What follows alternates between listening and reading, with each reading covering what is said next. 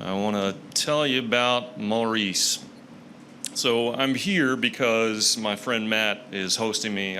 I live out of town, and I wanted to tell you how Maurice gave me his blessing to get the hell out of Dodge.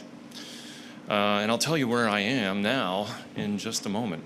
But I have to go back a couple years. I was living in Baltimore, trying really, really hard to have that city love me back.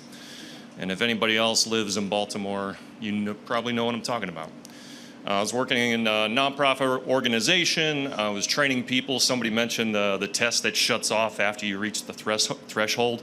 Well, I was teaching people how to pass their CDL learner's permit exams. And then our employers would pick them up and put them behind the wheel and give them training and get them, to drive in the city. Loved that job. It turned out I was very good at it. And I had developed the curriculum. I knew how to check air brakes, and I had never actually set foot or sat down inside of a dump truck until I lived where I am now, which I will tell you about in a moment. So I was teaching people how to drive a CDL vehicle with not even knowing how to do it. The man who gave me the courage to try to pull that stunt off was Maurice, M-Dog. He was my supervisor. He's my brother from another mother.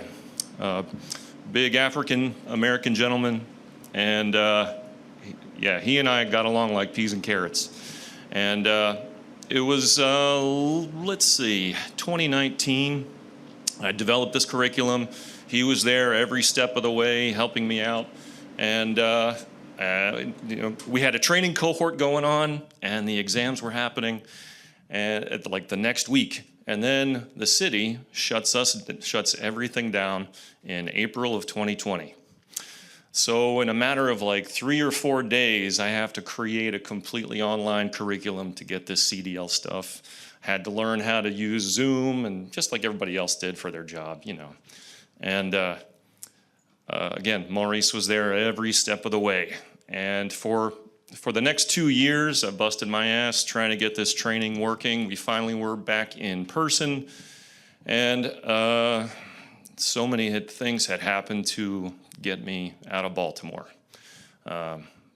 Culminating in the fact that I was a 5-day-a-week bicycle commuter, and I was hit by a car, or a car hit me, I'll put it that way.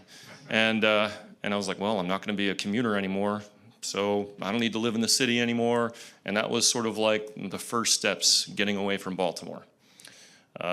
So the 2 years later, I had actually, before the whole leaving for working from home and all that bullshit, I had set up a sabbatical to go out to Montana, to a place where people are learning about farming and permaculture and sustainable building and regenerative agriculture and stuff like that. And I was like, yeah, I really want to figure out what this is about. So I had a very good relationship with my executive director, and of course Maurice was there. He was, propping me up. And I said, okay, I want to have a sabbatical. Well, 2 years later, that sabbatical turned into me typing up a resignation letter while I was on a staycation. And I remembered very distinctly, I had scheduled the email, so I had typed it up and I had saved it, and I gave myself a night to sleep on it and think about when I was going to send it in. And I had to wait until my executive director had also come back from vacation, because she's like, every time I go on vacation, people always resign or they find somewhere else to go. And so I was like, I'm not going to do that. I'm going to wait till she's at least back in the office before I send this in. So I had scheduled it to happen that night at 7 p.m. And so went out to my executive director, the business manager, and Maurice, M-Dog, my brother from another mother. And 20 seconds after that email had been sent out, my phone is ringing, and it's Maurice on the other end of the line. And he had a tough time as well, but he probably had a little more sticking power than I did for staying in Baltimore, because he actually came into the office earlier that year, and he came in with this weird pack hanging around his shoulder, and like a little bag of some kind. And it's like, man, you've been out sick for the past couple of days. What in the heck is that? It's a heart monitor. You ever see one of these? And dude had like a slow motion heart attack on the job. And so he was on the phone with me, and with that heart attack in mind, he and I were having a conversation about my resignation. And he says to me, if there's one thing that I learned about this after the heart attack, is if you have a chance, you better take it. So I had his blessing, thank goodness. So Maurice was my man, M-Dog.